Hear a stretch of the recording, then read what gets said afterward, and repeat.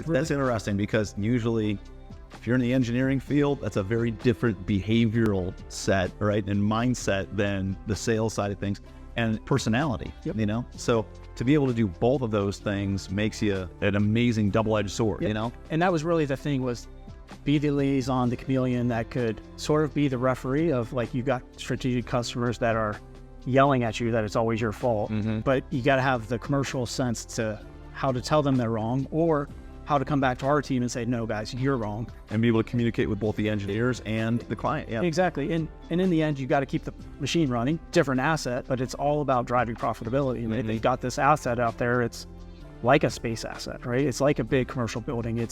They don't want to touch it because it's producing value.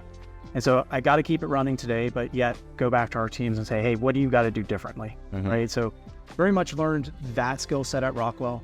In parallel to that, like, I'm here buying locally, residential things, doing some fix and flips, doing, you know, some rental types of things.